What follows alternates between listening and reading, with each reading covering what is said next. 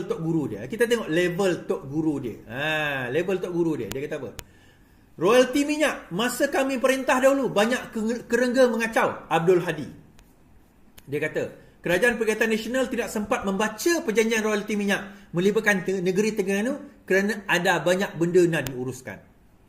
Tan Sri Abdul Hadi Awang juga mendakwa ketika mereka memerintah ada banyak kerengga mengganggu sehingga menyaksikan berlakunya pertukaran Perdana Menteri beberapa kali.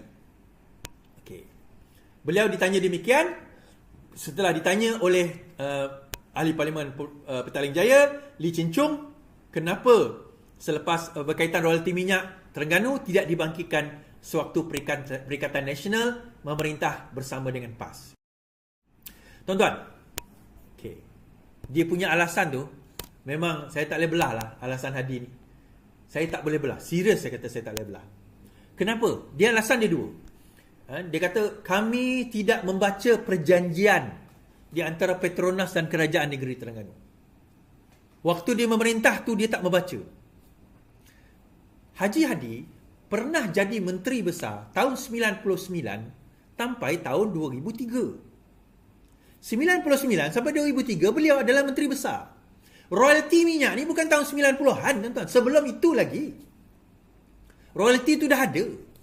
Bila dia kata tak sempat baca perjanjian itu, saya nak gelak, tuan-tuan.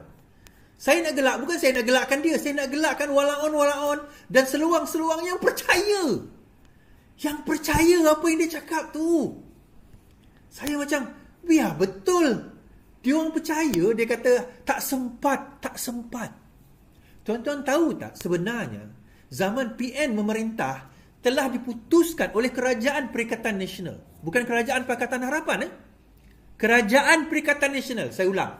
Kerajaan Perikatan Nasional mengatakan di bawah PAS, mengatakan semua negeri di semenanjung Malaysia termasuk di Kelantan tidak layak menerima royalti. Saya ulang. Semua negeri di semenanjung Malaysia melibatkan royalti minyak, Perikatan Nasional, Kerajaan Perikatan Nasional melalui jawapan bertulis di dalam Parlimen oleh Tengku Zafrul yang merupakan Menteri Keuangan pada waktu itu, di bawah Perikatan Nasional mengatakan tidak ada royalti kepada negeri-negeri yang ada minyak di semenanjung Malaysia termasuk Kelantan dan Terengganu. Pada 25 November 2021 dinyatakan Tengku Datuk Seri Zafrul, Petronas tidak akan membuat royalti tunai kepada mana-mana negeri di semenanjung termasuk Kelantan. Kenapa? Sebab semua pelantar berada di 3 nautical mile and above. Kena faham, dia ada 2 hukum besar, 3 lah. Dia ada hudud, dia ada takzir, kemudian dia ada hudud, dia ada qisas, dia ada takzir. Ini hukum jinayat. Kalau kita baca buku hukum jinayat macam saya kata tadi, saya belajar basic syariah. Saya belajar basic, saya tak mendalam dan tak praktis syariah, tapi saya belajar basic syariah. Dia ada 3 hukum jinayah. Hukum jinayah ni dia ada 3. Dia ada hudud, dia ada qisas dan dia ada takzir.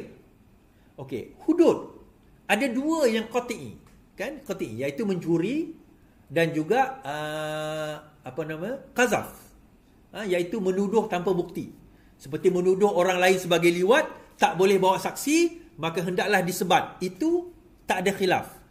Itu hukuman yang tak ada khilaf. Yang lain ada khilaf, seperti hukum rejam ada khilaf, hukum rejam lah antaranya yang ada khilaf. Hukum lain ada khilaf yang melibatkan hudud. Now, dalam hudud itu sendiri ada beberapa, dia tak banyak. Dia ada mencuri, berzina,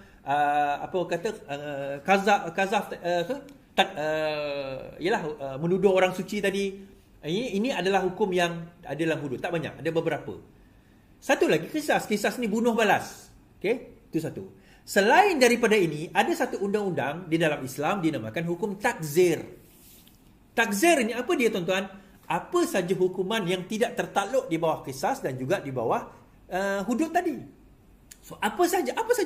Anything, traffic light, nak saman ke tak saman, budak-budak RXZ bawa motor standard ke motor modified, nak saman ke tidak, itu semua di bawah takzir. Boleh ke? Boleh. Adakah itu mengikut acuan dan cara Islam? Ya. Tak ada salah. Takzir itu cara Islam lah. Okey? So DNAA ni bawah mana? DNAA ni bawah takzir.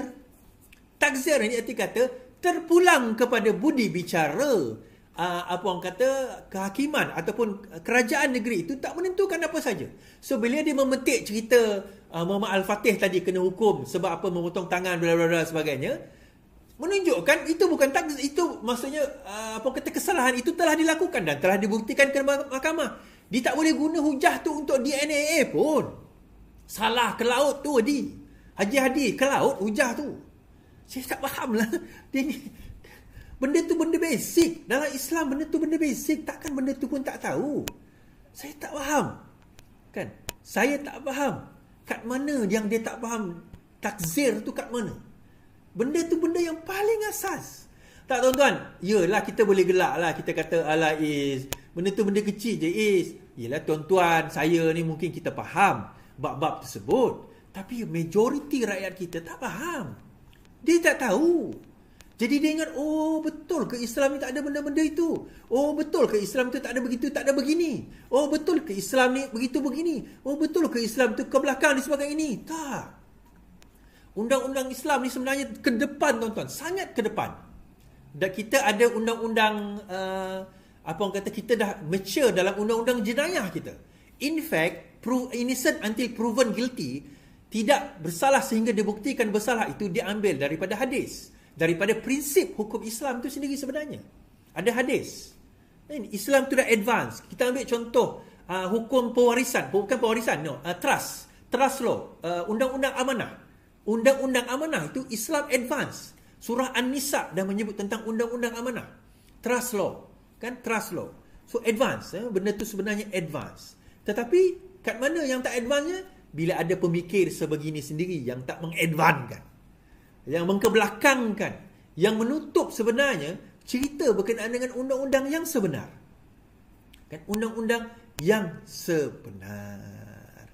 Dan saya nak bawa tuan-tuan, inilah dia contoh wala-on yang tak faham dengan perkara ini. Ya, bayangkan tuan-tuan mungkin faham, tapi even wala-on, a level wala-on tak faham. Saya bagi contoh, semalam kawan saya Faizal Rahman dijemput oleh Sinar. Boleh tengok dia membuat perbandingan di antara Iswadi, saudara Iswadi dan juga Iman Mustaqim. Kemudian Faizal, kau masuk, aku bagi nama kau masuk, kau lawan. Nah, cerita dia macam ni. Bukan baru ni lah, banyak masa lah, sebab Sanusi kan kena itu kes Sultan tu. So geng-geng Ratu Naga dan juga konco-konco mereka telah menyebarkan video-video saya yang lama tu berkenaan dengan kes saya. So Ratu Naga buat satu video. Dia kata, Ratu Naga ni siapa Is?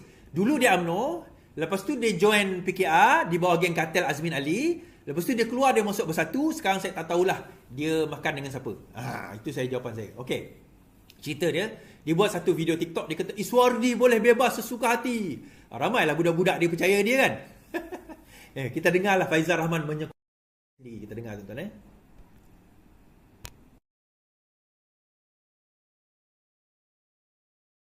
Jangan bandingkan durian Musang King dengan apple masam.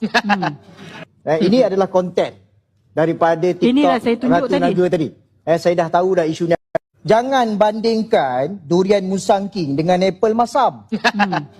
Ini adalah konten daripada TikTok Ratu Naga tadi. Saya dah tahu dah isu ni akan dibangkitkan. Baik, boleh tengok dia membuat perbandingan di antara Iswadi, saudara Iswadi dan juga Iman Mustaqim. Kemudian mesej yang tertera digambar saudara Iswadi bebas lagi siap main TikTok. Tuan-tuan, sebab itu dalam konteks TikTok, saya memilih untuk mencerdikkan rakyat Malaysia supaya bila timbul konten-konten sebegini, kita dapat faham ini adalah permainan persepsi. Kenapa saudara Iswadi masih lagi bebas?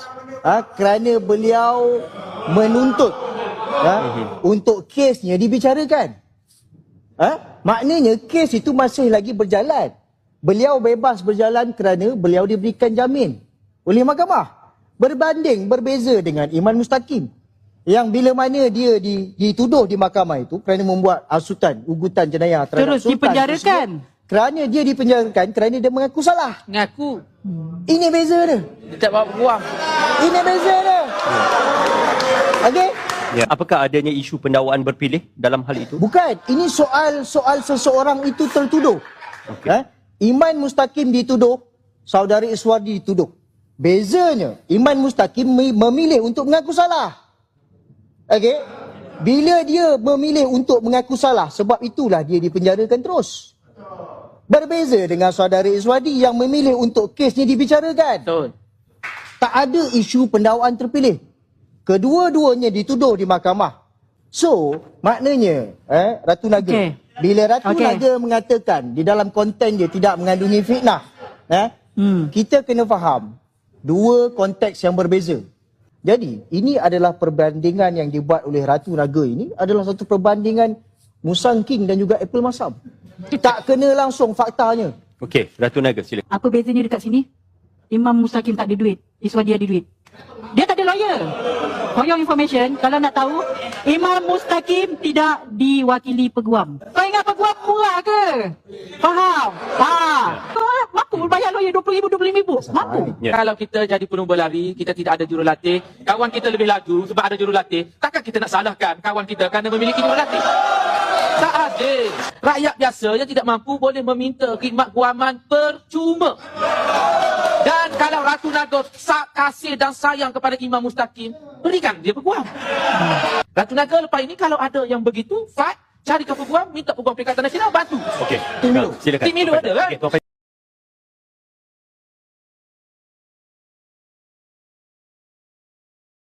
Check. Okey. Baik. Isi puan-puan, tuan-tuan dan puan, faham ke maksud saya yang saya maksudkan?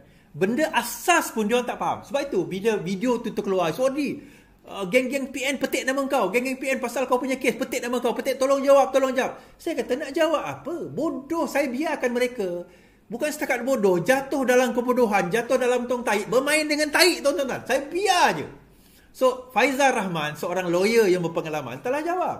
Itu isu prosedur. Kalau dia persoalkan kenapa saya bebas dan boleh main TikTok, Sanusi pun bebas dan boleh main TikTok. Kenapa Sanusi hari itu tak kena tangkap dan masuk jail terus? Kalau prosedur asas, Imam Mustaqim dia mengaku salah, of course terus masuk penjara. Bezanya adalah hukuman. Dia dijatuhkan hukumannya adalah penjara. Itu dia. Sebab dia memilih mengaku salah. Prosedurnya kalau orang mengaku salah, penjara atau denda. Hukumanlah. Tetapi kalau dia tidak memilih mengaku salah, maka boleh dibicarakan. Dan boleh mengambil peguam, perbicaraan sedang berlangsung. Sama juga dengan Sanusi.